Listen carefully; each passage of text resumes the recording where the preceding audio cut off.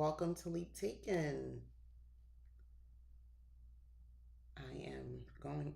I just got a text right before I came on. Anyway, welcome to Leap Taken. Here at Leap Taken, I talk all things witchy, craft related, law of attraction, manifesting, esoteric, and everything else in between. And my name is Mika.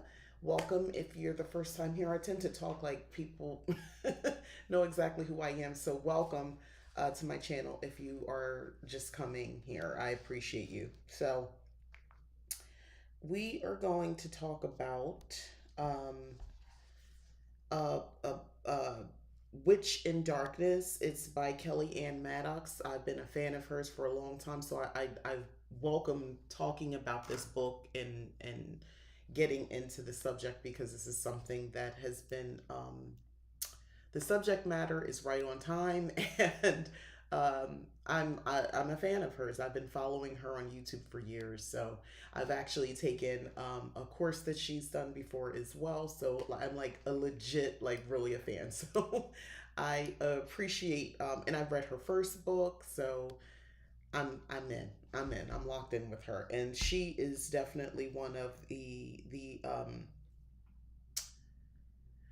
how do I say this nicely? She's for me been one of the better um, YouTube authors, like people I met via YouTube and I read their books. She's been one of the better ones that I have discovered, over the years. This, that, in my opinion, one of the better ones because some of the other ones not so much.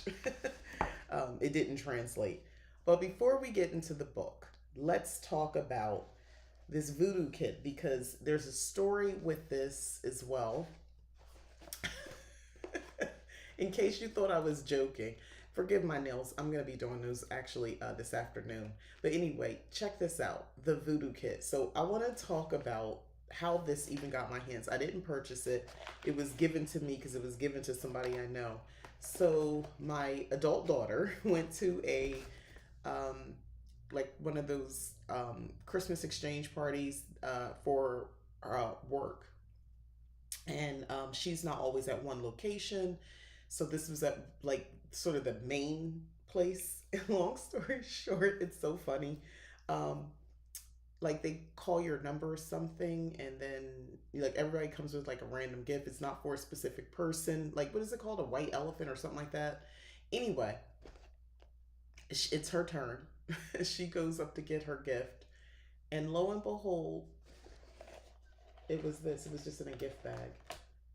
Do you know how weird this is to get at like a employer sponsored white elephant Christmas gift exchange? So I thought you guys might be interested. She doesn't. She's like, I don't know what to do with this, so we're gonna open it.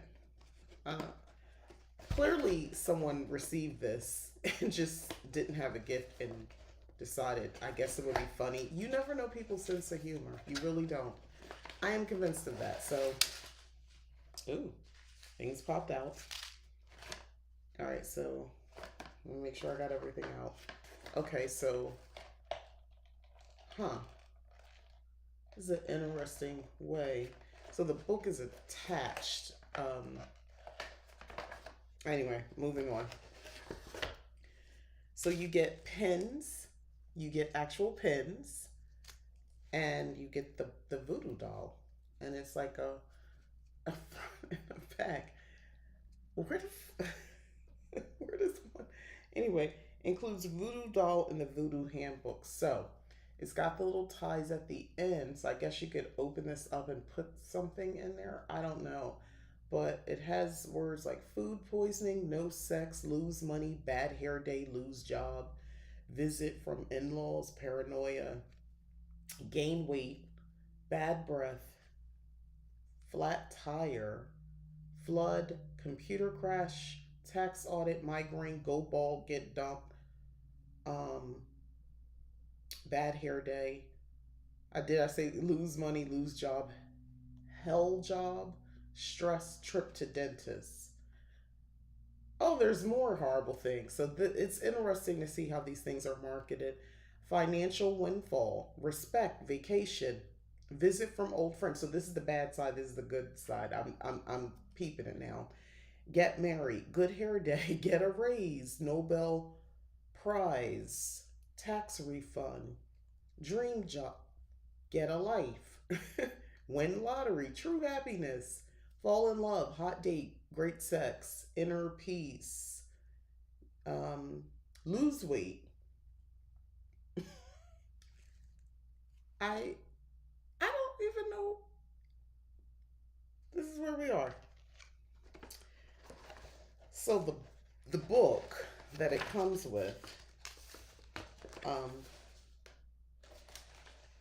if I didn't know better, I say someone is trying to be funny with her, given how people views voodoo. But I don't know. One would say it's like y'all.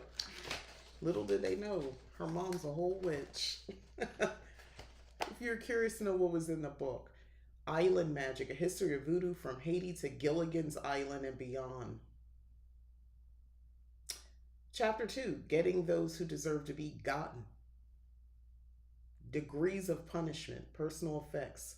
Attaching personal effects to your voodoo doll. What if I don't have access to a personal effect? That's chapter 6. Beginner voodoo spells, making use of all senses, advanced voodoo, prepackaged spells for your convenience. But what do I do if I don't have access to a personal effect? That's chapter 11. I'm so confused. Okay. Chapter 12. So what if I've forgotten my doll? The voodoo cycle. Chapter 14. What to do if the voodoo was in you? Chapter 15. Voodoo abuse.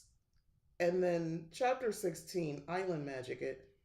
His are they just reprinting? Oh, part 2 about the island magic. Then there's conclusion and there's a glossary. I'm really taken aback. Like, who's the author? Voodoo Lou. Voodoo Lou is the author. All right, sir. Uh, assuming I don't even know anymore. nothing, nothing, literally nothing is surprising me anymore. Chapter 10: Prepackaged spells. For your convenience, your voodoo doll comes with a number of spells that were precast by an authentic voodoo high priestess and packaged just beneath the surface in appropriate spots. So all those things that I've read, that's the prepackaged work. But okay, I want to. What no? I think I'm a little flabbergasted. I'll be honest with you. This was at Christmas. I never actually opened the book. This is the first time I opened a book because I kind of wanted y'all to have an authentic experience. Like, this is what to do if the voodoo is on you, not in you, on you. Sorry. Wait, where are the words? Oh, here we go. So you turn it, and this is the whole chapter. These 2 pages. Um, Sometimes you just know that what's happened to you is not your fault. Okay, so I guess this is, uh, you know what? I'm just gonna stop right there. So anyway, this is a strange gift. The thing about it is, it was a random gift exchange, so nobody knew she would have this number. So this could have went to anybody because it was a random thing. You sort of just picked it, so you didn't get like assigned or anything. So I am very curious to know how the person who got this came into it. And then I'm very curious, like, I have a lot of questions.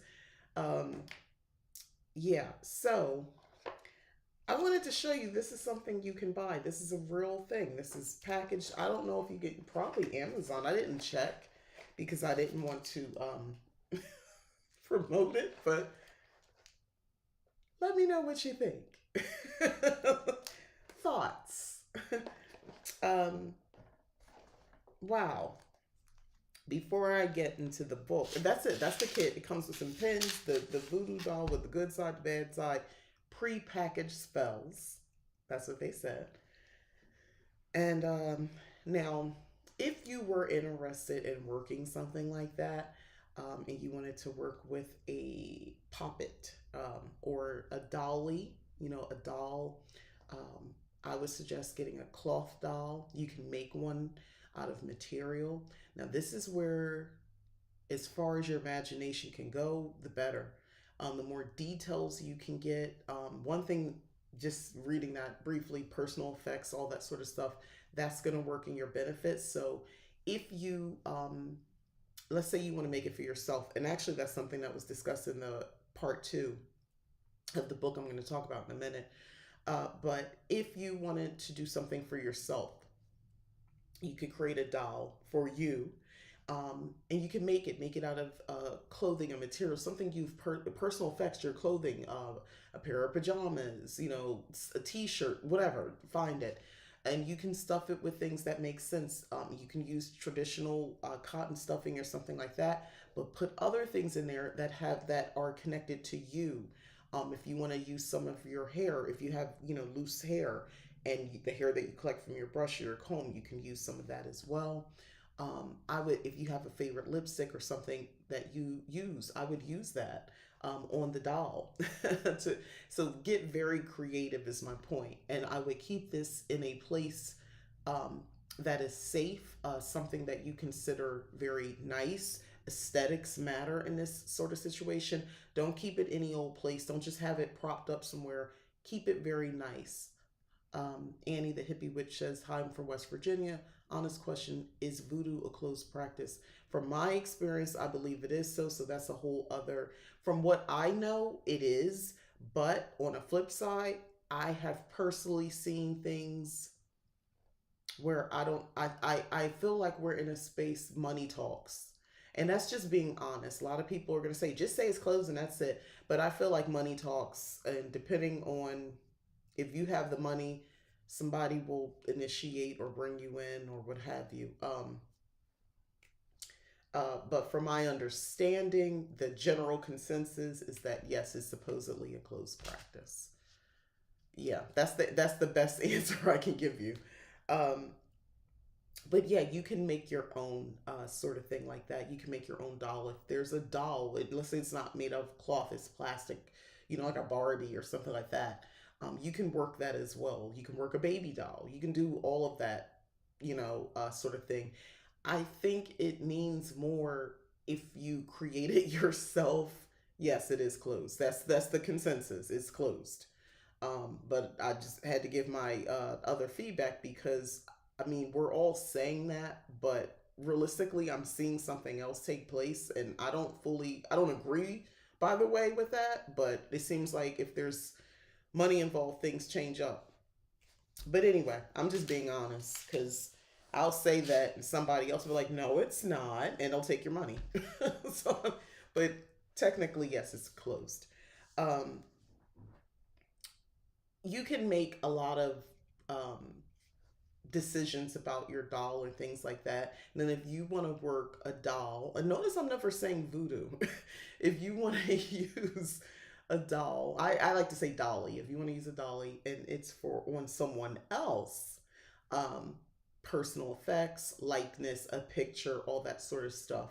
I'm not really gonna. I mean, most per YouTube, my demographic that views this are adults, so I'm gonna assume we're all adults here. And I mean, you can warn people and tell them not to do something, but we're gonna do what we want to do. Um, Prime example, I'm not an advocate for doing any sort of spell work to get the person, like your coworker or the guy here or whatever, or woman. Like you want that person, and you're doing spell work to get them. I wouldn't advocate. I would do a spell myself to become more attractive. I would do to just in general more attractive. I would enchant jewelry, perfumes, all that sort of stuff. Um, I would work with, like right now, I'm working with Aphrodite. I would work with Aphrodite or some sort of like love goddess and work on myself. But it would all start with me inside out. I was speaking affirmations because even though I'm attracted to that one person and I might think, oh, it would be so great if we're together. Um, it's they have free will. It's up to them, and I wouldn't want to spend that much energy trying to get someone to want me if they don't automatically want me. We all know the pitfalls, from that. Now, I won't say that it won't work. I'm just saying the consequences are just not worth it. I would rather spend more energy on making myself and believing myself that I'm attractive, doing glamours and things like that, and fully believing it. They mistake domination work with love work, not the same. Yeah. I would fully want that more, and to just like be a walking embodiment of a goddess that is so attractive and so powerful. And maybe I would somebody, if the goal, even after all that, and I'm working on myself, but I really just I want someone in my life, someone attractive or whatever, and all that sort of stuff, money, all that. I would emulate that and draw it to me, and I wouldn't be concerned about just that one person. um, the theme I notice with people who do that, and I know a lot of us think, oh, people don't yes, people really do. People really do. People really want that one guy or that one girl to really really want them that does not. And even if they were in a relationship with them, um, it's not worth it. It's not worth it. Also, do you know what it's like? Okay, even in the circumstances where magic wasn't used, we already have stories. We already see, oh, it's loud when it's outside. Anyway, we already see stories in the news and things like that of specifically with like women who end up, and I'm not laughing at them, but it's like, do you understand what happens when men don't want you, but they're with you? You could be killed. There are stories. I got so many stories, headlines over the years that I've come across, for men who really don't want you. They're really not attracted to you, but for whatever reason, money, stability, um, the way things look, and it doesn't have to be a lot of money, by the way. Um, they'll off you, they kill you, they do stuff to you, or they humiliate you live through, but they humiliate you. I'm just thinking of the guy who wrote this thing on social media. This is probably about 2 years old now, but it stayed with me forever. He wrote this story. Okay, no calls. Um, he wrote this story or something he was writing on the internet talking about like his wife isn't really the best looking woman, but she's a good woman. Like, why would you say that? These are telltale signs, even just on a small level, that he's not even really, he doesn't think you're that attractive, but he's with you. Will he marry me? So that means he loves me. I don't want to be with somebody who doesn't think I'm the most attractive person. You better be saying I'm the most attractive person. You don't do love work on people. Do love work on yourself. Become more lovable to whatever you're trying to bring into you. That's my thing, because I can go on a tangent about this. Um, I would never do love work for someone. I would work on yourself first. Anywho, let's talk about this book, part two and part three. So, part one, we did a deep dive. I'm going to go ahead and get through this. Part two is longer. I'm not going to probably go as detailed as I did the first go around, but there were some gems in here, y'all. Part two, what can be done in the dark? This is the place for spells, readings, and rituals to see you through difficult times. So, this is the middle of the book now where you're getting rituals, spells to these problems. Part three, um, she's taught Kelly, Anne is talking about the questions she has encountered, and they're really deep questions, and her answers to those questions. So, I'll go ahead and dive in. I just want to show you a little bit of the illustration, if you can make that out. I really appreciate her work, by the way. uh, Selfhood in darkness. If you're not sure who you are right now, I've been there. If you don't like who you are right now, I've been there. The confusion of feeling out of step with yourself can be terrifying and lonely. Now, I've been honest about that from a hormonal perspective. I felt like that, where it's like you don't feel like you. The things that brought you joy are just not hidden. Like you just this general sense of apathy is something I experience. And although I wouldn't delve into calling it, like, I wouldn't say depression or anything like that, but if you sit with feeling of apathy where you're not connecting with really much of anything anymore, you feel like you're just going through the motions of life, like your own life, do that long enough, I guess it will send you into a depression because you're not feeling. That sucks. That's not a great way to exist. Side note, this is one of the issues that I had, and I noticed it started with more younger folk, younger adults. I want to say like the more younger millennials with the concept, at least within, I would hear amongst us black people, nonchalant. Um, oh, she's so nonchalant, like, oh, it doesn't bother her, nothing, I'm not bothered, or I'm unbothered, things of that nature. We would hear a lot of this over the years. Nonchalant, unbothered. Yeah. To be unbothered, things should, okay, things should bother. There are things that may bother you, and it's not about. I feel like we when it comes to women, it's like this idea that we're constantly in extremes. Never let them see you sweat. Don't let them see you cry. And I understand the basis and the reason, the logic behind that. Trust me, because there's consequences to let be. As a black woman, if I elevate my voice just a little bit, I'm an angry black woman. If I don't talk, if I'm quiet, I'm an angry black woman. So, but at the same time, I look at it like this.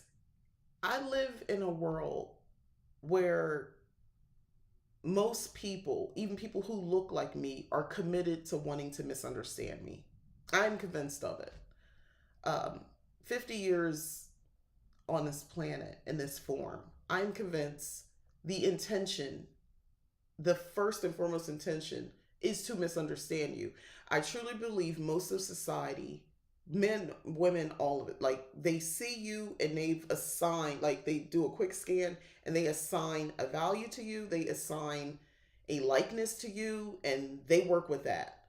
Um, so even if I'm pretending to be nonchalant and unbothered all the time, um, it doesn't work. People already have made up their mind who you are. And to be a black woman is to experience that. It doesn't matter if I smile. It doesn't matter if I change my voice and I talk like this. And I just make myself a little bit more quiet. And I dress a certain way. And I use certain words, and I don't use black phrases. It doesn't matter. I can do all of that. I can make my voice, I can do a vocal fry, I could do all the things. It doesn't matter. People have made up their mind. People I don't know, they've made up their mind about me. People make up their mind just seeing just a picture that you didn't even talk, and they've already made up their mind about who you are and what you represent. When they meet you, there's a moment where they do a quick analysis of that, but they pretend. I mean, I feel like most people just go with it. This is, I mean, I see children do this too, by the way. They'll just look at you and be like, you know, have you ever experienced a kid just stare at you? Like, you ever go to like a park or you're at a children's party, you don't have children with you, and a child just stares at you. Sometimes it's benign, other times, like, they are assessing you, and that's it. By the way, that's how they see you. That's it. No matter what you do, you can give them gifts, you can do stuff. If they don't like you, they don't like you. But that's just what it is to exist in society. That's been my experience. People don't want to see it that way. So what I would say is I don't live in a space where I let that concern me so much, but I would not call that being unbothered, because there are times I am bothered. There's reasons to be bothered. There's a reason if I'm in a business meeting and I'm presenting something and I'm trying to negotiate for myself, or something like that, and I'm passionate about something, and the people I'm talking to have decided that I'm aggressive, too aggressive, and that impacts on negotiations. So I'm going to be very bothered by that. I'm not unbothered. I'm not going to be nonchalant. And I feel like these extremes are being kind of put out there because there's no like fine print or caveat when people say these terms or try to emulate that. If y'all know what I mean. I don't know why I went on this tangent, but it bothered me. I'm glad you brought this up because some things should bother you. People have made it into some warped sense of superiority to be unbothered. Okay, so I'm not alone. This, thank you for that. Some apathy is hormonal. I don't care about much when I'm struggling with menopausal symptoms. Facts. Kids stare at me constantly. Right. I mean, here's the thing. Sometimes I don't say anything, but they do stare. Y'all know what I'm talking about. It's sad but true. I really had to learn not to give a damn. I would say you don't care, but there are times you're going to be bothered because it's also when people are in your space. Okay, it's not even in person. You're just on the internet.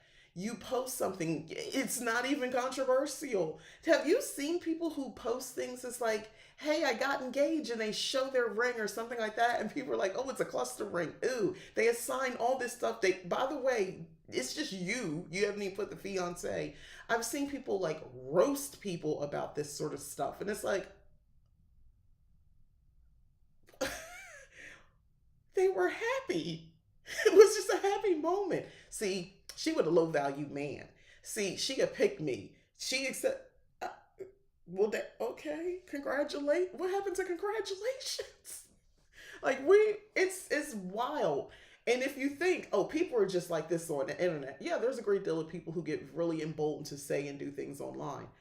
But there are people in person in real life who do that. I shared something not too long ago where I'm in a parking lot. A woman comes up. She was a Caucasian woman, a little older, and she's a little shorter than me. She came up, she kind of caught me off guard, which she did because I wasn't expecting anybody to be where I was at. And I kind of parked a little, it was daylight, so I parked a little further down because I don't want anybody to be hitting my car. Um, because that's a thing. People knock into your car, you know. So I'm in the shopping center that I don't come to often. I just started found it and just recently started going to the stores over there. She comes up. By the time I come out, it's still daylight, but it's like approaching dusk. And she's getting to ask me for money and stuff like that. In the process, she says, um, "Oh, I'm talking to her and she's like telling me I look like what was she said again? Not I look like I have money. What she say? Basically something wrong that long. Oh, everything you have on looks expensive or something like that. She said I can't remember the exact words, but I'm like, you asked because I didn't have any cash. Then she told me I could have Zelled her. At this point, I'm from Jersey and I'm from not a great place city in New Jersey. Let me tell you something like that. I grew up in that 80s crack epidemic. I lived in our projects growing up. I know setups. And I'm looking at this heifer talking to me, and I've become the whole time I'm on a swivel, and I'm like, nah, this B trying to set me up. That's my brain goes into that. Oh, they trying to set me up out here, and that's when I'm like, I should have more weapons on me. Like I went into the car. I did okay. I did this thing. I reached in the car. I did notice she got a little shook when I did that because she didn't know what I was reaching for. Good. I wanted her to be like that. Be scared because you freaking me out right now because she having too much conversation. That's when I was like, whoa, you doing? And I did say, I said, you're doing too much. When she started looking at, because she's looking at this. This is like a fitness ring thingy.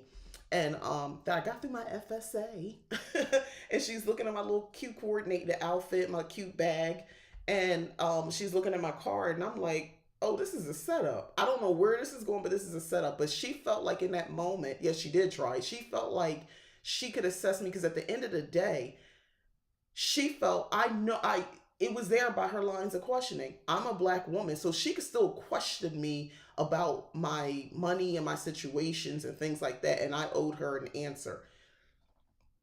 She lucky she didn't catch me on a more imbalanced hormonal day because I probably well, I don't want to say that, but anyway, yeah.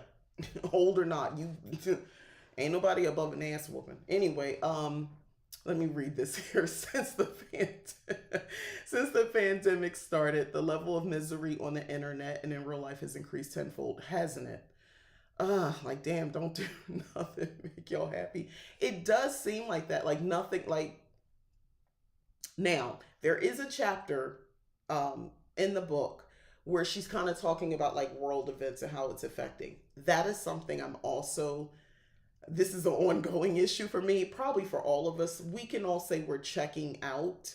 And I'll do like a social media break within reason, but at the same time, I mean, realistically, come on, like I don't subscribe. I don't watch the news on TV or anything like that. So I get my news from different platforms. Majority of it has been TikTok. One of the things that, in which I'm getting into that, the other thing about TikTok is this supposedly ban, this back and forth. They got us all in an emotional back and forth about this for creators, people who earn money. Like, I think of, like, if you know Keith Lee, he's on TikTok. He's the guy, not, he doesn't call himself a food critic, but technically, he would sit in a car, taste something, and, at a like a struggling mom and pop restaurant and change everything with his platform on TikTok. And I think of people like him. Um, Risa Tisa. Remember Risa Tisa with all the different parts of her story? Who the F did I marry? TikTok, she's in a totally different lifestyle right now. She's doing things totally different because of that platform. And she has access to other opportunities. And there's other people who might have been selling things and now their sales are through the roof. And then there's just the people like me. I mean, I've posted some things on TikTok. I didn't get to the creator fund. I wasn't even sure that was something I was aiming for. It was just fun, but I've learned so much. I was able to get news from other countries. I was able to hear leaders of other countries speaking where it was never on the news here in our country. And that has been something that I've greatly appreciated, hearing other perspectives and hearing what's really going on from the horse's mouth. I you said I'm no longer answering to unknown white people. I understand that. It's like you got about one question and tread lightly on that question. Don't come up to me with no crazy stuff now. Just, coming up in public just saying, where do you work? Or where do you, like, and before you think that's not a thing, yes, it is. Yes, it is. The entitlement, especially, you see it more with older ones, but don't, some younger ones out there too, who feel like they should just be able to ask you whatever. And I always say, you can say things. There's consequences. Just know there's a consequence to see whatever you say or ask. But this has gotten a lot of people in a tizzy. And we're all kind of like anxiously holding our breath. Does the app go dark on Sunday? We're not, getting confirmation either way. At the inauguration, the owner of TikTok is going to be, from my understanding, front row center along with the other billionaires at Trump's inauguration, which I will not be tuning into. I don't know. That's my protest. There's nothing for me to gain watching that. I refuse to partake in it. I feel like we are introducing um,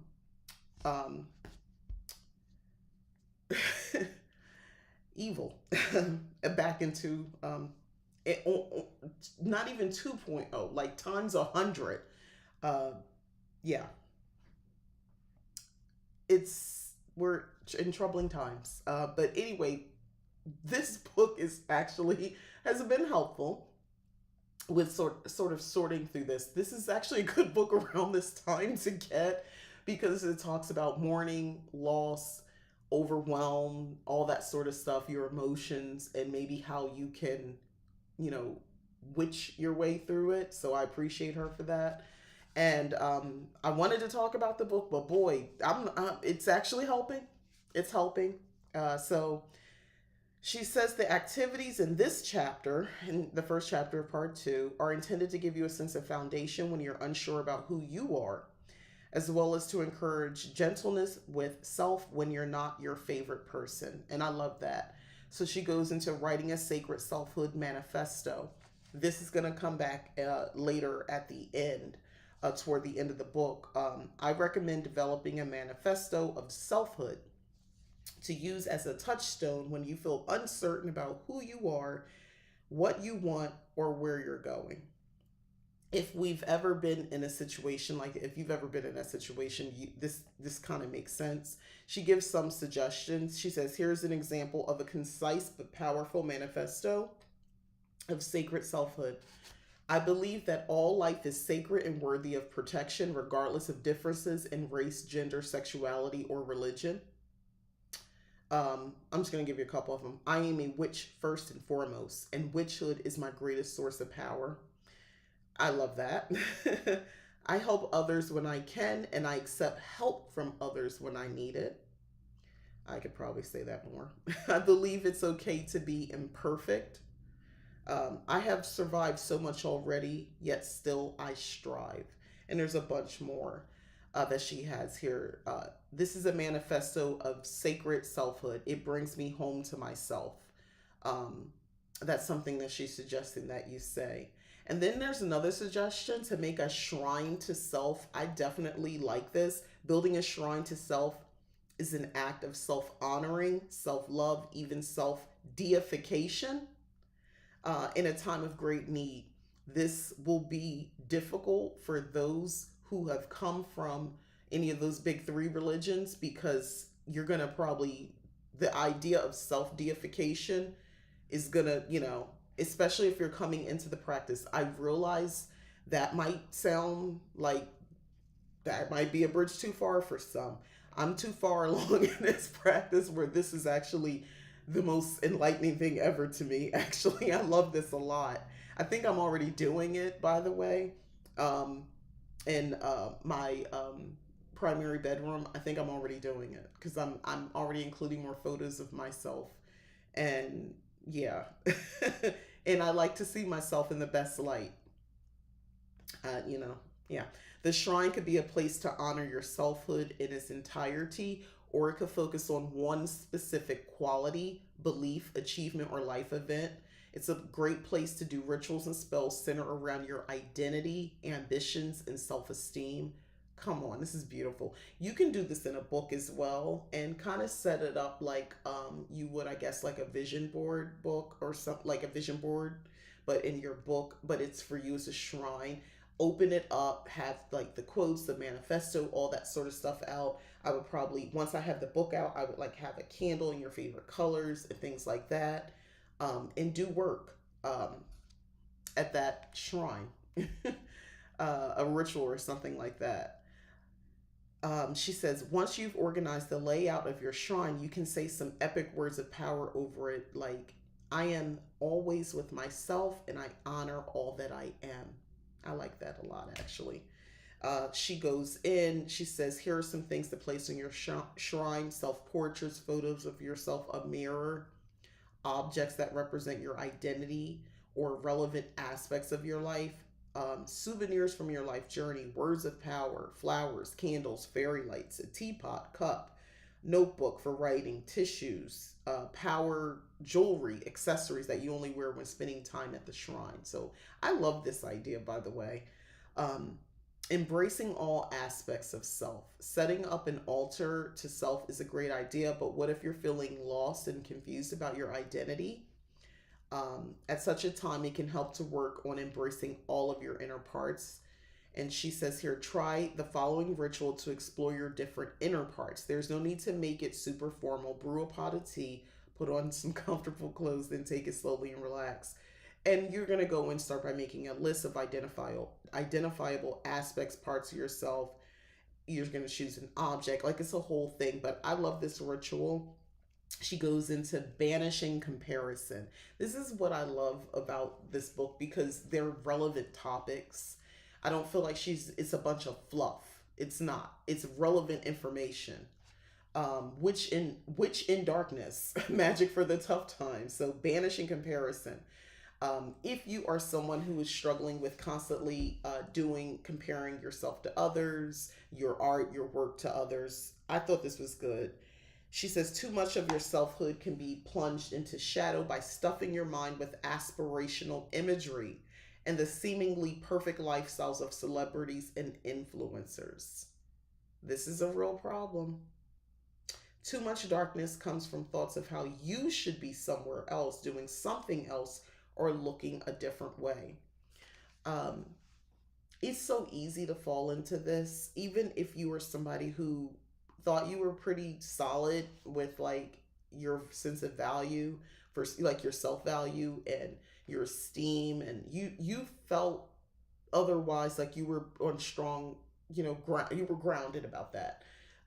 Do enough social media and keep flipping through, and you see, people with these big houses and other witches who seem to just have a fortune, from what you see.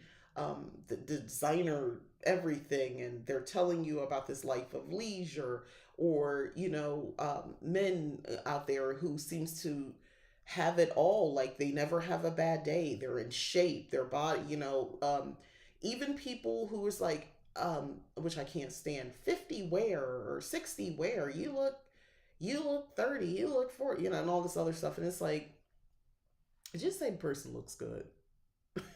it's like, so is it bad to look your age? It's, yeah, well, in our society, actually, yes, it is. But seeing all that sort of stuff, and you look, and you don't look like that, or your home, doesn't look like that, and you're just like, and even if you approach it from an aspirational thing to aspire to that, she's right, you can get into the space of, I should be there, or I should be doing this, and you're not really present in what's going on now. And I always like to remind myself, um I could say there are people who wish they could be where you are right now. But there's a time in my life I wish I could have been where I am right now. I wish I had the things. I wish I had this look. I wanted to be this version of me. There was times I wanted to be me now. So I need to remember that and stop thinking about aspiring to something more. And it's like, no, be in this moment, be grateful, be experience where things are right now. Um, anyway, that was my tangent on that. So, using the lunar cycle for self forgiveness. This is another one. Again, no fluff in here, which I greatly appreciate. A lot of these topics are so relevant. Everything's not relevant to me. There is some stuff in here where she goes a lot deeper into some other subject matter. I'm not experiencing that or have any recent experience, but for some, there's some stuff in here I think that is very relevant for a lot of people. She says, few things cause a fractured sense of self more than fucking something up. Whether by doing or saying something you regret, behaving in shadowy ways, causing harm to someone, or just generally acting out of step with your values. Boy, was this, I like this. We are not perfect people, witches, pagan, practitioners, whoever. None of us are going to say the right thing all the time. I spend an exorbitant amount of time trying to perfect my delivery a lot of times when I'm talking to people, um, especially people who don't know me that well, because I've been accused of being very blunt. And I don't necessarily think that's a negative thing, because it's not my intention, but I'm also concerned. The that watery element in me makes me very concerned about like how I'm being received and perceived. So I am bothered by that. I can't be nonchalant about that, because there's something in me that's like, oh, I didn't want you to take it that way. I care to a fault. Anyway, um, so there's this whole thing here, and she goes into like at the full. We'll talk about the full moon because we're coming out of that. She says, this is where the healing begins.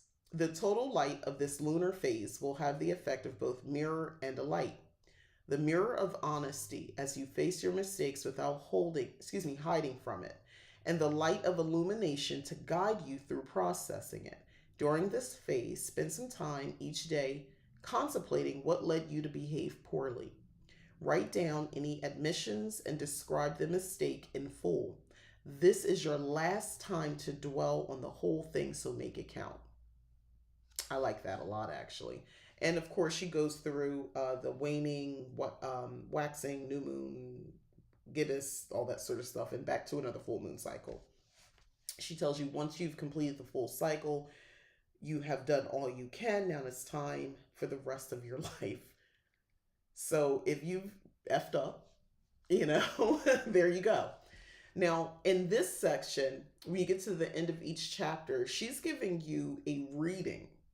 You still get the write it section to put in your journal, and you get the speak it, which are like affirmations. But you get a reading as well. So I like that.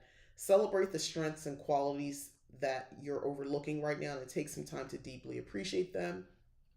And she um, give you some questions here to kind of go with that. So love that. This is different from part one. There's a section in here about family, y'all. Family and darkness. Um,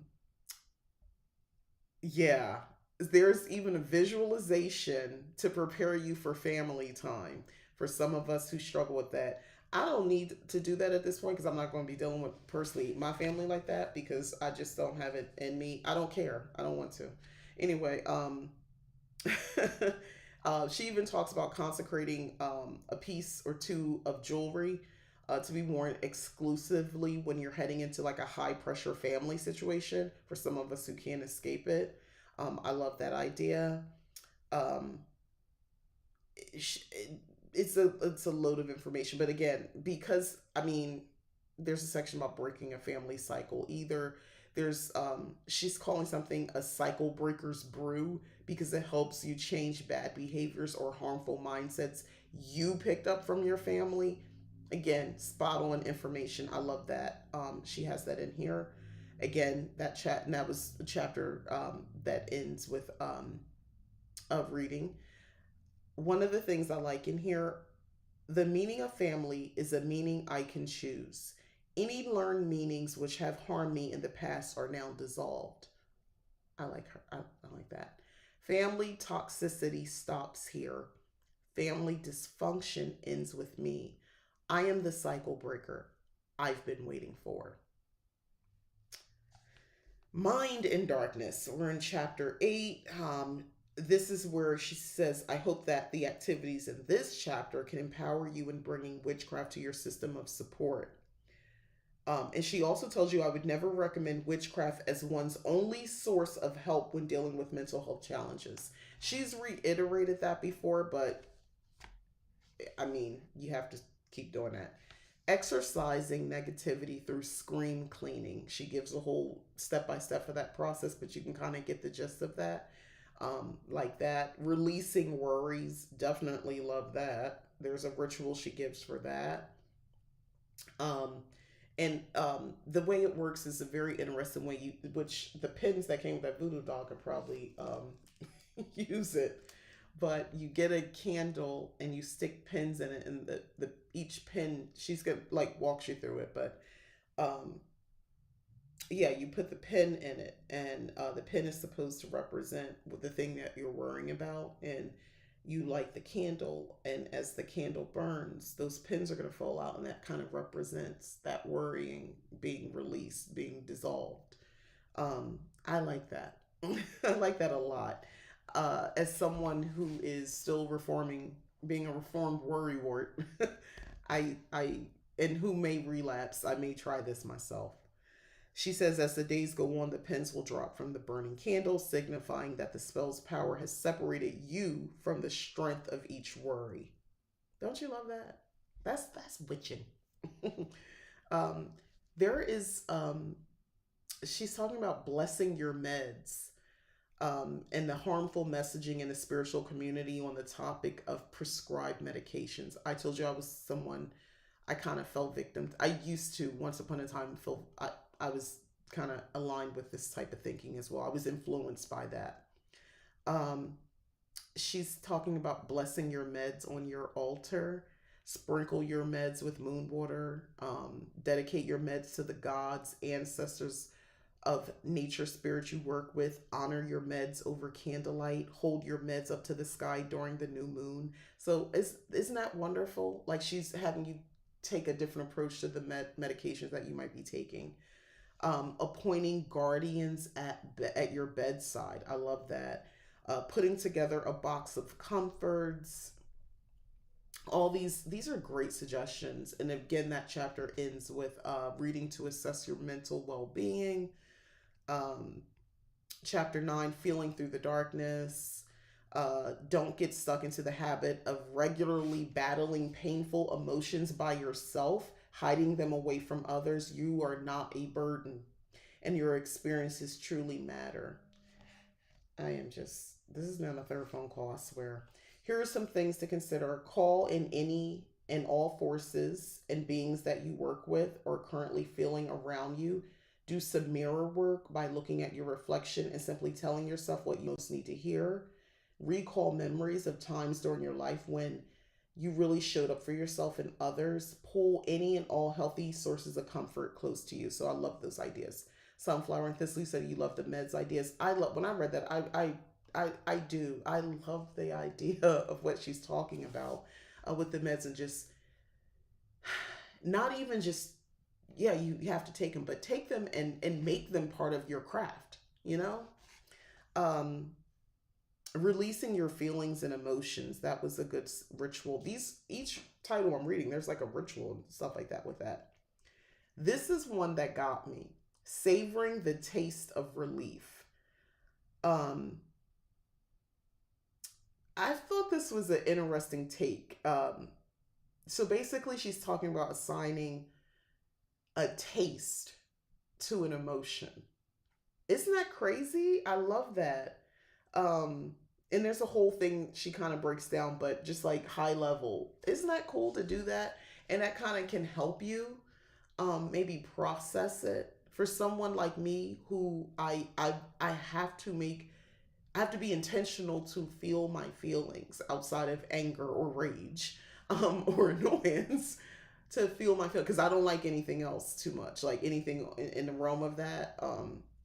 Obviously I like to be happy, but like I don't want to feel sad. I don't want to feel anything that puts me feel down. So I'm gonna try to get away from it, even if it's like right there. I'm just gonna walk away from that feeling if I can.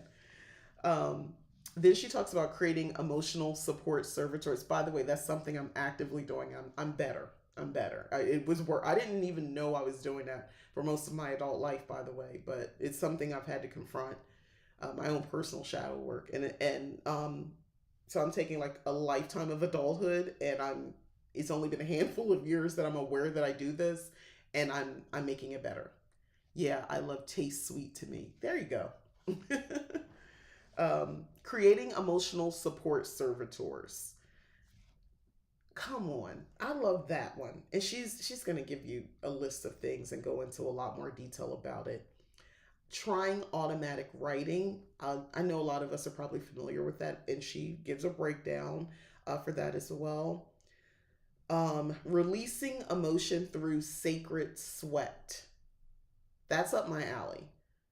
You break out into a sweat. Now, how you break out in that sweat is on you. She's going to give you some detail. But if it's just physically just moving your body, getting, just letting it out, regardless of what that overwhelming emotion is, sometimes movement is super helpful. And it doesn't have to be exercise, it could be dancing. For some of us, maybe you just keep going in circles. Maybe you're just, whatever, running in place, whatever you're doing. But building up a sweat can be very helpful. It gets that blood pumping, and like the physical kind of takes over for a minute over the emotional. And I don't know. And then that after effect, once you're done, like the chemicals your brain release anyway, you kind of almost just feel better either way. Like you can't help but not to feel just a little bit better, depending, on you and your situation, how you're wired. Um, Body in darkness. And she's talking about the human body can feel like your worst enemy sometimes. Yeah. Um, Tapping into nature's healings and gifts for those who might be suffering from pain, restriction, things like that. This is your chapter. Um, yeah. Oh, there's some good information in here too. Designating seasonings for healing. It's a whole section getting to it. Um, Receiving divine breath. That was interesting. Creating an astral retreat. So this is something I did want to share. Try doing some astral building. Create an energetic healing center in the non-material realm. A place that's yours to visit as often as you need. To visit the astral space and build something, witches require the ability to leave their physical body and drift far away from it so that they are unrestricted by its limitations and better able to move around and take action without distractions. I love that idea. especially with physical limitations and things like that. And she goes into a lot more detail about this. So, there's more detail if you're interested. Releasing pain with a poppet. She says, I've used it for my back injury flare ups as well as for stomach issues, headaches, overall tiredness, period pain, and so much more. I think I'm going to try this for sure. And she's giving you some ideas. It's a list of ideas here for that, by the way, if you are interested. I like that it's like a real problems and practical solutions. That's what I kept thinking as I kept reading this. Bonds of darkness. She says, if you've ended up second guessing the commitments you've made, it's not surprising that you could be feeling emotionally unsafe, disappointed, and intensely upset. And she goes on, these are like relationships, refreshing a relationship, cutting cords partially. Now, we've all heard of cord cutting, but cord cutting, she says here, they can also be, she says, I'm a big believer in cord cutting magic, but I think it's easy to overlook the potential of this form of spellcraft. There are tons of different ways to cut cords with someone. Although such workings are often used to instigate complete energetic and physical detachment, they can also be used to finesse a difficult relationship we'd like to keep, allowing us to create a more polite distance, better boundaries, or kinder ways of communicating. That kind of, I hadn't thought of cord cutting like that because I'm a fan of completely cutting the cord. Like, let's be done. I'm done. There's no more. That's it. We're done. Yeah. And she gives a whole breakdown for that. Sitting with distrust. That's the whole thing. And again, practical solutions. Let's talk about it. We've all been in situations where, I mean, it's easy to talk about like a cheating spouse, cheating partner, something like that. But it doesn't have to be just in that kind of relationship. For me personally, a friend, someone who I considered a friend, and I can't, the realization you really can't trust them. I don't care how old you are. That's tough. That is a tough situation. And she talks about that like there's something like you don't just get past that when it becomes obvious like, oh shoot, I really can't trust this person, whether it's with your personal safety, your money, around, your significant other, your children, your pets. Like, have you ever just come across somebody you thought you were okay and you realize, oh my god, I really can't trust you at all, or they're just lying to you? I ooh ooh I have, over the years, when you've just realized you've come across a liar. And I'm somebody who I believes, if you lie, you steal, or if you lie, you cheat. If you cheat, you steal. If you steal, you'll kill. I used to hear that growing up, and I believe it. um, Saying less, meaning more. This section. I've fallen prey to the indelicate habits of speaking too soon, saying too much, and sharing my depths with people before knowing if I could trust them. And then she says, look, I'm a classic Sagittarius, okay? That is something I've experienced. I moved around a lot, um, a lot. So I make new friends, and sometimes, I realized the further I got into like this just being apparently my lifestyle, moving every 2.5 to 3 years, for a period of almost well over like 15 years or so, or close to 20. I realized that I may have tried to rush relationships with people and just deciding to just spill the beans about all kinds of stuff, or just say too many things, and realizing that everybody, everything's not for everybody. And you sometimes you can say too much, and you can't pull it back. But she talks about that and thing, and like your kind of how you feel about it. Creating a sigil at the gate. That's an interesting section as well. Directing negativity back to the sender. We're all familiar with the return to sender type working. She's referencing a mirror can be a great tool for simple return to sender workings. I agree. That is something I've advised others to do, is to use a mirror when doing that. Excellent way of doing return to sender, by the way. Um, We'll go into the next thing, dark drama. This chapter is all about crisis workings. It's for times when you're in complete shock after hearing bad news, discovering a hard truth, or navigating a surprising change. Um, in this section, she's talking about recalling your energy. There's a ritual for that. Setting up double quick protection. There's a ritual for that. Calling an emergency council meeting. Many of the witches I've mentored over the years have had working relationships with numerous different beings and forces, conducting partnerships with each of them separately, but there have been times when they needed all of their individual spirit guides, animal guides, deities, ancestors, angels, demons, deceased, rock stars to come together collectively at the same time. Please look into that. Sometimes you need to bring your whole team. Bring the whole team. Because if they're team you, they should be team you. So put, I don't know if y'all, because some, say like, oh, this deity, don't put their altar near there. They don't like each other. Da, da, da. No, this is about me right now. I need everybody present. I need everybody ready to do what we need to do because this is about me. Like, let's get into it. This is how I would approach it. By the way, look, I need everybody on board. I'm speaking out loud to the ethers. I need everybody. Come on down. Come on. Let's get in a circle. Let's work this out. That is actually how I address things in real life. Very direct. And she gives you a way of doing that by a ritual, a set of instructions. Dancing for catharsis, putting your feelings on ice. This is like a freezer thing. Ritual for that. Love that. It's so many good things in here. Then she talks about, in chapter 13, the darkness of lack.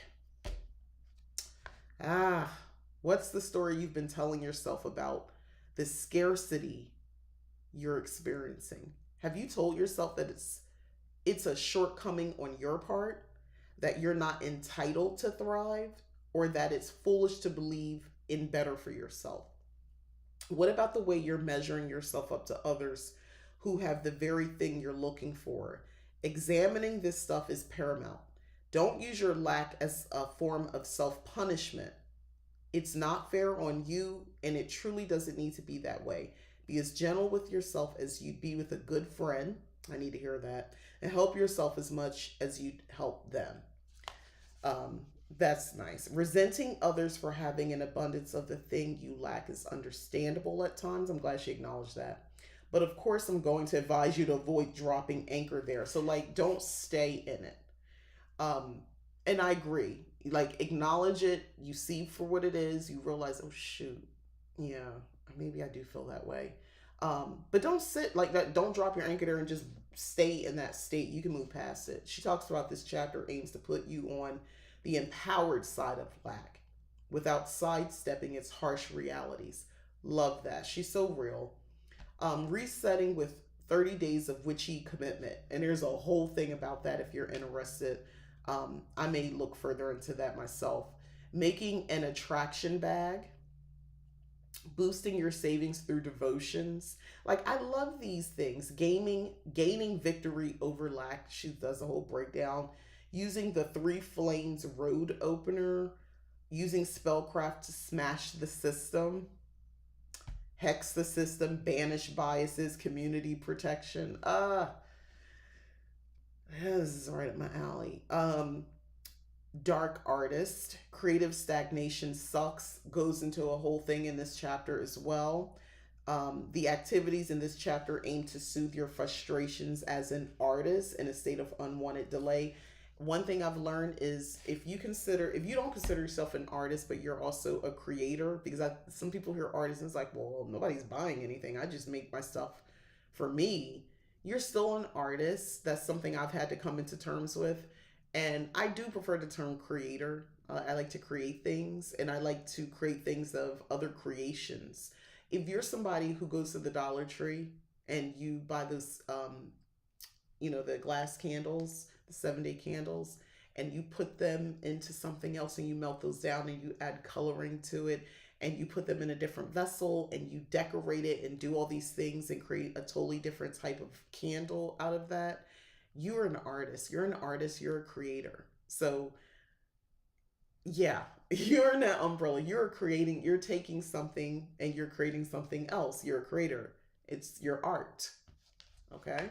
So if you kind of been doing things like that, and you kind of have stagnation or imposter syndrome, she's talking about all that sort of stuff.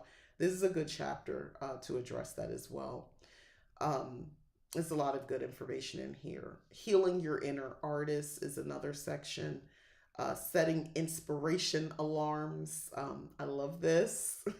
Using divination for inspiration. I have definitely done that. Combining art and witchcraft. She goes into that. So this is a really inspiring chapter as well. So I'm going to skip ahead. Walking and talking with your wounds. So like your it's a whole thing about like if you're kind of becoming a little less enchanted with witchcraft in general, she kind of talks about this here too and gives some helpful ritual to address that. I like that a lot. Um, and then this idea, feeling included in witchcraft. This is something I really wanted to talk about. She says, this is going to sound pretty effing rich coming from someone who's authored 2 books on witchcraft, but quite honestly, witchcraft events and materials can be a major pain point for practitioners who feel completely excluded from their contents. It can feel crappy to spend time and or money on something that claims to help you evolve as a witch only to get that creeping realization that it's not applicable or accessible to you based on things you can't and shouldn't have to change about yourself. Witchcraft is for everyone. She emphasizes that. I agree. So she gives some ideas here. She says, I want to leave a few reminders and reassurances here for you. Prune your social media feeds and curate the content you engage with so that it feels inviting and relatable. I did that for me a while back on Instagram. I had a main Instagram, regular, like everybody else, just me. And then I created Leap Taken, and that is curated for me and the things that I like and my practices in witchcraft. Even though I really cannot stand the algorithm, how things function over there. Anyway, initially, way back when I did do that, it helped a lot. Start or join conversations about your concerns. When you come across witchcraft content that contains harmful oversights or hurtful rhetoric, highlight it if you feel that you can, or give support to someone who is expressing your point of view. When a book or deck or other witchy resource gets inclusion and representation right, let the creator know. See your perspective as a strength that enables you to witness oversights and potentials for improvement. She goes deeper into that too. It's not up to you to create systematic change all by yourself in witchcraft or anything else. I agree. I just want to assure you of the power you have and the significance of your voice. This platform, what I'm doing now, when I do a witchy review and I talk, I like to be a voice, someone who look, with my look, my age, where I'm coming from. I want to be a voice when there is more inclusion. When they get it right. I don't always want to be in a negative. When I like this book, when I feel like it's not fluff, it's not the normal witchy fluff that you read. It's actually practical information that you can use and you can work with. Somebody where I'm at in my practice, whether you're new or you've been practicing for a while, like I want to highlight that. I want to talk to people because, and I love that she wrote the book because we go through dark times. We go through things. And I do appreciate that she's giving real advice as a witch to deal with it. I notice we've all seen it. People sometimes go in a different, like people who were witches, call themselves witches. They go in the opposite direction. They go back to Christianity and things like that. We've all probably witnessed that. Um, when life gets really difficult, when there's confusion, and then as of late, I've been seeing um conversations, which I'm very open to just listening, conversations that there's something that happens to a lot of women in their 30s who go running to Christianity. Even if they were not really brought up that way, they go into some sort of organized religion. There's something about women around 30, like getting into their 30s. And I would even say, especially if they have children, what I have witnessed and what I have seen and what I've kind of taken from it is that you become very aware of your own immortality, and now you have these other people, and you want to protect yourself and everybody. um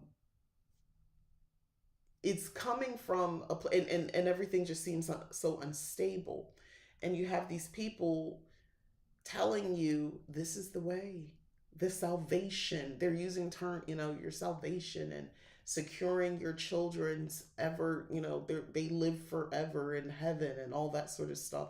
I mean, in a topsy-turvy world, and it's scary. um yeah, that starts to sound attractive. And if you've been kind of doing other things, in the umbrella of paganism or witchcraft or things like that, and maybe it didn't address those very real concerns. A lot of the books, witchy books, things like that, and people are talking. They're not. I don't think a lot of people talk like that. I like to be a space where that last Wednesday, I did a whole thing talking about like psychosis and all that sort of stuff, witchcraft, and like these are the topics that we need to be talking about as witches. I mean, I could show you a candle spell all day. We can talk about all that sort of stuff. I could be talking about rituals, all of that, and I love talking about those sort of things, by the way. But once you're doing those things and you're in this practice, like how do you do life? Because life is no life. So how do you show up for that grief, loss, pain, um, all that sort of stuff. Like how do you show up as a witch? Do you, you know? Anyway, she's a section speaking of quitting the darkness. Your process of walking away from an addictive substance. Now, this is a chapter I she says, I wanted this chapter to be about quitting the darkness of addiction in all its forms. I mean, if I dug deep, I could find something I'm probably addicted to, probably TikTok. But I don't know, it's probably going away. So who, problem solved. Anyway, I don't mean to be light about that. But anyway, um, this is a relevant chapter for some of us, I'm sure. And I would suggest getting into, she's going to reflect back to that manifesto because that's part of it. There's some powerful information that she's giving here. So if that's something like, there's a section here for banishing cravings, and she's going to go into a ritual, get into it. That seems actually pretty powerful. May I not have to use it? I'm gonna just say that. May I not have to use it? Um, and then she talks about like the world in darkness, and that's kind of what I was saying before about where things are in the world and taking it all in. And I'm getting to, of course, there's more in here. Um, if I can get to it, I'm getting to that last part where she's asking the questions. I'm going to give you an idea of some of the questions that she says she came across. Finally, it took me forever to get here. Could witchcraft make my problems even worse? My situation is confusing and my emotions are erratic. How do I adopt the right mindset to do witchcraft? I'm worrying about worst case scenarios. Will I manifest bad things by imagining them? That's a great question. Um, I want to use witchcraft to deal with a multi layered problem. How should I decide which part of the issue to focus on? Now, I'm a spells on spells on spells type of witch, so I'm going to come at that with a multi layered solution. Um, but these are some of the questions that she has in here. I thought this was very, yeah. I'm in so much pain that I'm struggling to cook or wash up. How can I be expected to perform witchcraft? Great question. Get the book and you get the answers. I'm struggling with self-sabotage and procrastination. How can I get moving again? That was somebody, I know I was going through that. The procrastination. I don't believe I am powerful enough to practice right now. Can I ask another witch to do a working for me? I don't feel I have the right to call myself a witch. Some of these questions, boy, I've done so many spells to deal with my problem and none of them have worked. What am I doing wrong? Now, I'm going to tell you right now for this one. She goes into a thing where she's talking about practice more self care, less sorcery, a breakdown. Give it more time, and patience is a natural consequence of dealing with dark, difficult times.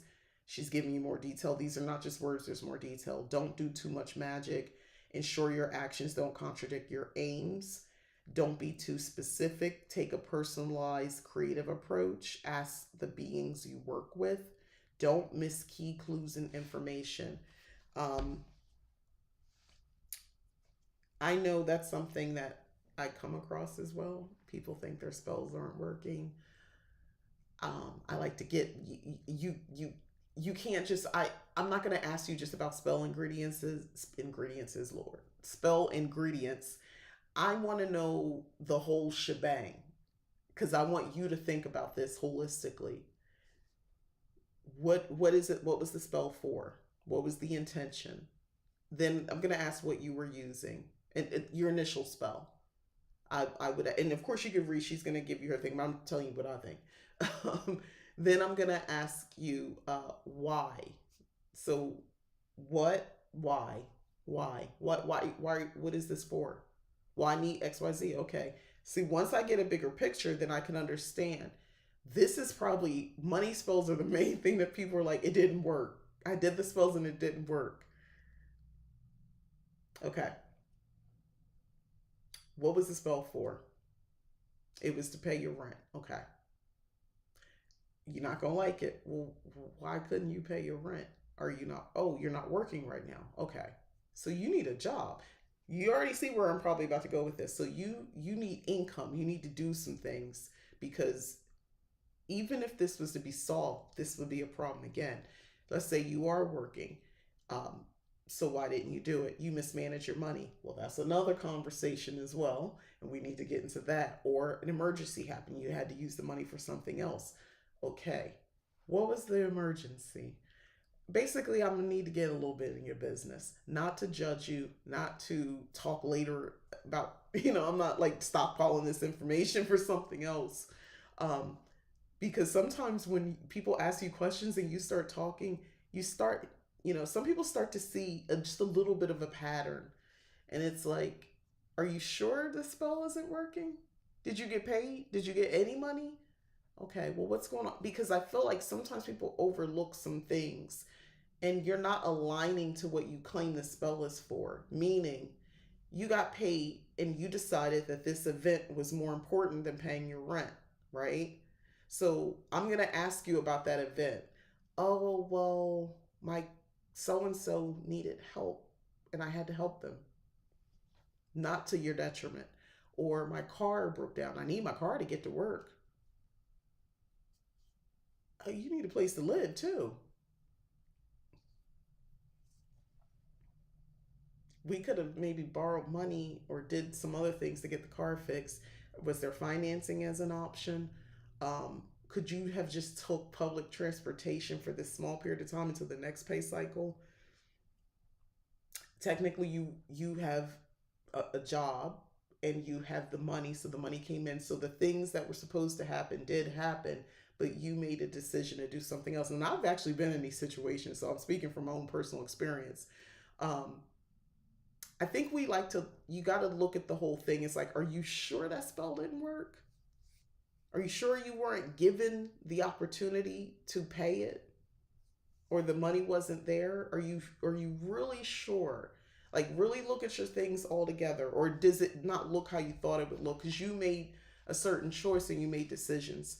It's a whole thing. Also, I think sometimes people, if you keep doing the same spell over and over and over again, that has its own set of consequences. Kind of like if you keep asking tarot cards the same question. I truly believe the spirit starts effing with you and they just start telling you anything because it's like, we told you. So now they go and play in your face. Do that. Keep asking the same question. I've done this before. You keep asking the same question over and over again and see what happens with those cards. They will play in your face and hurt your feelings. Don't do that. Don't do that. Don't do the same things. Don't keep doing the same spell work over as well. But she gives her breakdown to get into it. But the short answer is I need more information to understand, and then for you to start to understand as well. But yeah, she wraps that up with the questions, and she has a like, and finally, reading this book has required you to be open, brave, and trusting. I didn't fill it with the easiest of subject matters, and I've asked you to consider some of the saddest things that can weigh on the human heart. I am immensely grateful to you for exploring its pages, and I hope that they contain some magical morsels that will truly feed you now and in the future. Get the book. It's worth adding to your Witchy library. Um, May you never need it because they're for the witching and dark times, but just in case, I think it's worth having that book um, just in case. May you never need to use it. May none of this ever happen to any of us, and we have to, but unfortunately, some of us have already experienced it or are currently in the midst of some of this, and unfortunately may actually have experience with some of these the subject matter that was talked about between last Friday and today. So I think this is definitely so. I'm glad I purchased it, and I'm actually glad that I had it on Kindle because it was easier to read that way.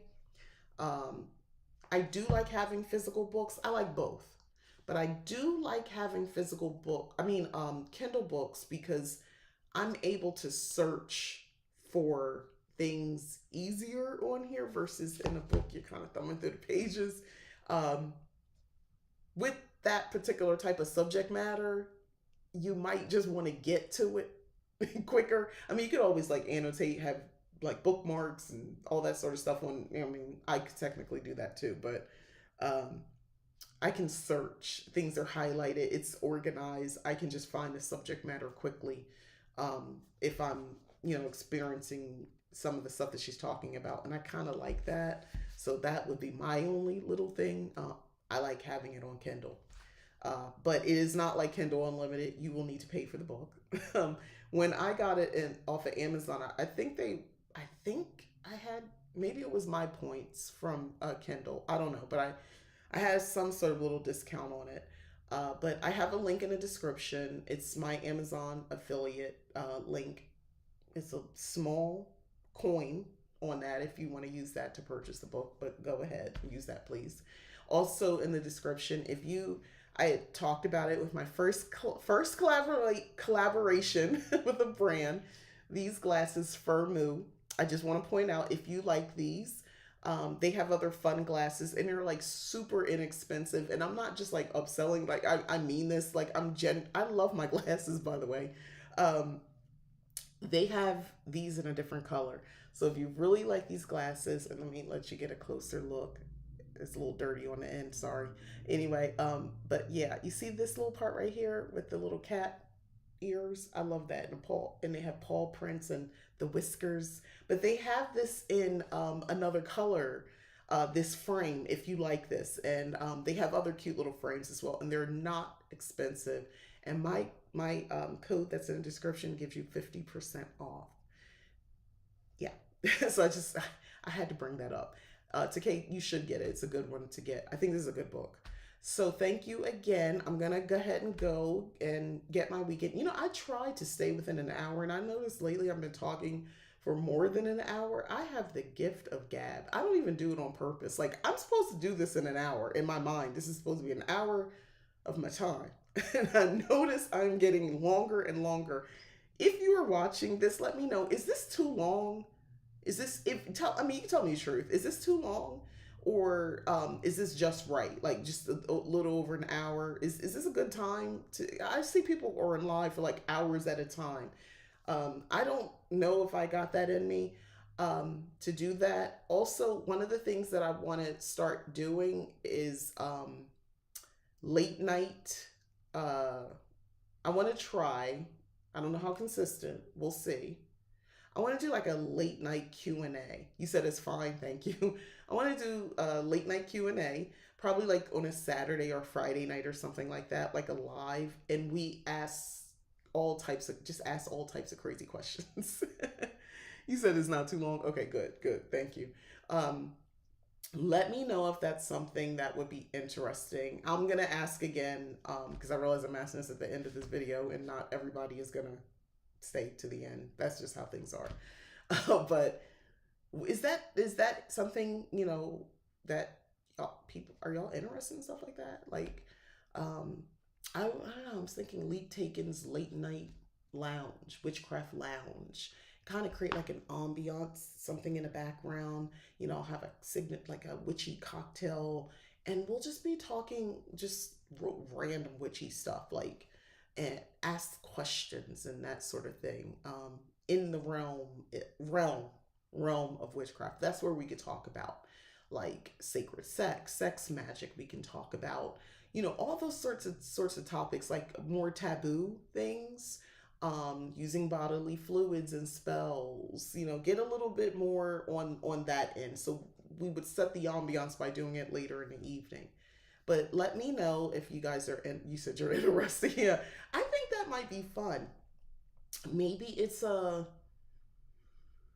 maybe yeah, I could do it like once a month or something like that, where it's like the late night the late night special. I don't know. I got to be careful with these words, and my brain is already going someplace else. But yeah, we can set that up, and it's gonna you know be grown conversation, but in the realm of witchcraft, in the realm. All right, so I'm done. Please like, subscribe, share, hit the join button and join Leap Taken membership if you're interested. There are some great perks like 40% off permanently, like that's the deal, for everything over at Leap Taken, not to mention member only videos. And I have a second YouTube channel. It's in the description if you're interested. It's called Magical Lifestyle of a Cottage Witch. Um, that it's I'm doing more of a show and tell over there of my practice if you're interested. And yeah, go to my website leaptaken.com. I'm available for services. If you have an Ask a Witch service, which actually is great if you need help with a specific thing. I do readings as well. I have a monthly subscription if you're interested, monthly moon readings. You can check that out as well. All right, that's enough. I'm not talking anymore. I'm done. I'm gonna get something to drink. I've been talking a lot. All right, thank you. I appreciate everybody for communicating, engaging with me, and watching this. All right, bye.